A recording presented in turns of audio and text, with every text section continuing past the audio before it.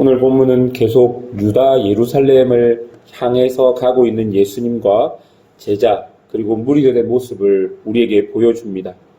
그들은 이제 요단강을 건넜습니다. 그리고 여리고에 도착했습니다. 여리고는 이스라엘에게는 아주 상징적인 땅입니다. 옛날 이스라엘이 가나안 땅을 정복할 때 아주 위대한 승리를 준 땅이었기 때문에 이스라엘에게는 이 여리고가 하나님과 자신의 민족이 연결되어 있음을 확인하는 증거와 같은 땅이었습니다. 그곳에 여호수아와 이름도 똑같은 예수님이 오셨습니다. 지금 예수님과 함께하는 제자들과 무리들은 그 옛날 이스라엘이 그랬듯이 위대한 승리가 자신들에게 있을 거라고 생각했을 것입니다. 그런데 지금 오늘 본문에 보면 길가에 앉은 맹인 거지 바디메오가 예수님을 향해 소리쳤습니다. 46절 마지막에 보면 바디메오가 길가에 앉았다라고 기록하고 있습니다. 여러분, 이 표현은요, 예수님과 함께 길 위에 있는 사람들과 바디메오를 비교해 놓은 표현입니다. 지금 제자들과 무리들은 길 위에 있었고요, 바디메오는 길가에 있었다는 것이죠. 바디메오는 그 시대 사람들의 관점에서는 길 위로 올라올 수 없었던 사람입니다.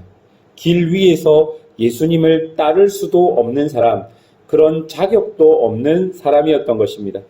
그런데 그런 자가 예수님을 향해 소리치니 얼마나 사람들이 어이가 없었겠습니까?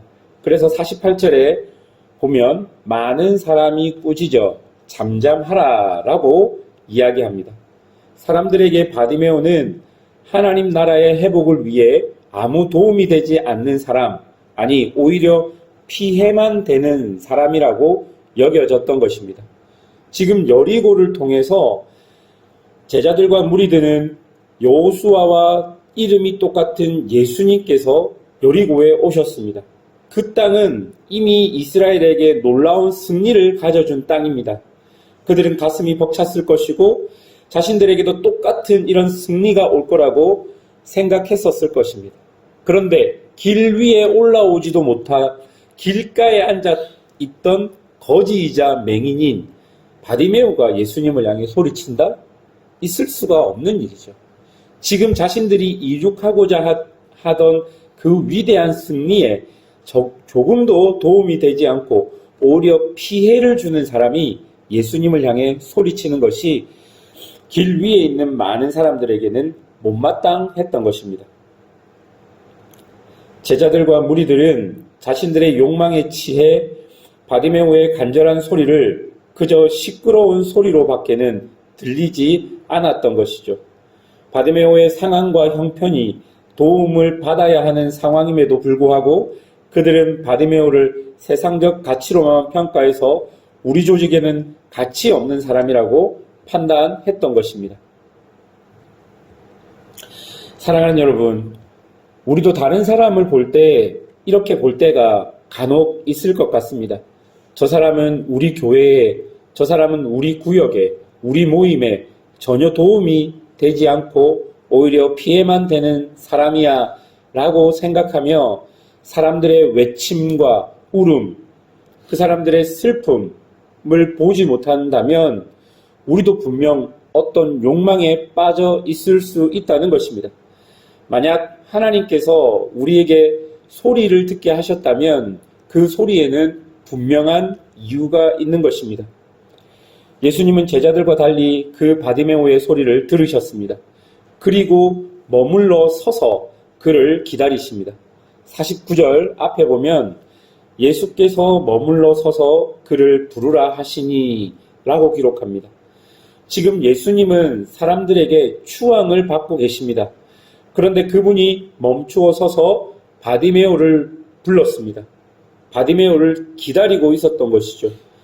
바디메오는 그 영광스러운 부름에 50절에 보면 고독까지 내어버리고 뛰어 일어나 예수께 나아갔다 라고 기록합니다. 여러분, 거지에게 겉옷은 재산의 전부입니다. 그 시대 가난한 사람들은 겉옷을 이불로 삼았습니다. 거지라면 집도 없었을 것이고 매일 밤 이 겉옷에 의지하여 잠을 청했을 것입니다. 그런데 그 겉옷을 내버린 것입니다. 자신이 그토록 의지했던 겉옷이고 자신에게 안정감을 주었던 겉옷입니다. 자신의 유일한 쉼터이자 자신의 유일한 따뜻함이었던 그 겉옷을 버려두고 예수께 나아갔던 것입니다. 여러분, 이 그냥 겉옷이라고 표현되어 있기 때문에 우리에게는 그냥 겉옷을 벗고 뛰어간 게 무슨 그게 중요한 의미가 되느냐라고 생각할 수 있지만, 여러분, 이 바디메오 앞에 보면 부자 청년이 나옵니다. 예수님께서 부자 청년에게 너에게 안정감을 주는 그 재물을 버리고 예수를 따르라고 했을 때 청년은 재물을 버리지 못했고 예수를 떠납니다. 지금 바디메오가 겉옷을 내어 버려두고 예수를 따랐다는 것은 마치 부자 청년이 재물을 버리고 예수를 따라가는 것과 똑같은 것이죠. 그런데 부자 청년은 재물을 버리지 못했고 바디메오는 자신의 전부였던 겉옷을 버리고 예수를 따랐던 것입니다. 그리고 52절 중반에 보면 예수님께서 내 믿음이 너를 구원하였다 라고 말씀하십니다. 사랑하는 여러분, 여기서 믿음은요, 우리에게 안정감을 주는, 그러니까 우리가 전적으로 의지했던 것, 마치 바디메오가 자신의 전부였던 겉옷을 버리고 예수님을 따라갔던 그 나의 안정감을 버리고 나의 의지했던 것들을 버리고 예수를 나의 안정감으로 의지로 삼는 그것을 믿음이라고 표현하고 있는 것입니다. 자신이 가진 전부를 버리고 바디메오는 예수님을 얻게 된 것입니다. 그리고 52절 마지막을 보시면 예수를 길에서 따르니라. 여러분, 이걸 좀 더 문맥에 맞게 정확하게 번역하자면 예수를 길 위에서 따르니라 라고 표현할 수 있습니다. 길가에 있었던 바디메오는 예수님의 부르심에 길 위로 올라오게 된 것입니다. 아무도 바디메오에게 길 위로 올라오라고 말하지 않았지만 예수님은 바디메오를 길 위로 부르셨고 그 길 위는 이제 바디메오에게는 예수님을 만났던, 예수님께 치료했던 추억의 장소가 되었던 것입니다. 사랑하는 여러분, 오늘 본문이 우리에게 궁극적으로 이야기해주고 있는 것은 사실은 누가 맹인이냐라는 질문입니다. 누가 더 맹인이냐라는 질문이 오늘 우리에게 주어진 본문의 질문입니다. 바디메오는 길가에 앉아 볼 수 없었습니다. 그러나 길 위에 있는 제자들은 눈으로 예수님을 보았지만 그들은 영적으로는 예수님을 보지 못했습니다. 제자들은 위세당당하게 여리고성에 입성해서 더 큰 기대를 가지고 예루살렘으로 향하고 있었지만 그들은 예수님을 따라 예루살렘으로 가고 있는 것이 아니라 자신의 욕망을 따라 예루살렘으로 가고 있었던 것입니다. 바디메오의 사건을 통해 궁극적으로 예수님을 따른다는 제자들의 영적 상태가 맹인인 것을 우리에게 보여주는 것이죠. 거지 맹인, 길 위로 올라올 수 없었던, 길가에 앉아 있었던 그 실제로 맹인이었던 그들보다 지금 길 위에서 예수님을 추앙하고 예수님을 따라가는 예수님의 제자들이 더 영적으로는 맹인 같아 보인다는 것이 오늘 본문이 우리에게 주는 교훈일 것입니다. 그리고 이 본문은 지금 이 시대에 이 본문을 읽고 있는 모든 하나님의 백성에게 똑같은 질문을 하고 있다는 것이죠. 지금 너희가 이 성경을 읽고 있다면 너희도 스스로 한번 생각해 보라는 것입니다. 너희도 예수님을 따른다고 하지만 예수가 아닌 너희의 욕망을 따르는 것이 아니냐. 너희가 예수를 구원자다, 구세주다라고 고백하지만 너희는 예수님이 아닌 그저 너희의 욕망을 따라서 신앙생활을 하고 있는 것은 아니냐라고 우리에게 묻고 있는 것입니다.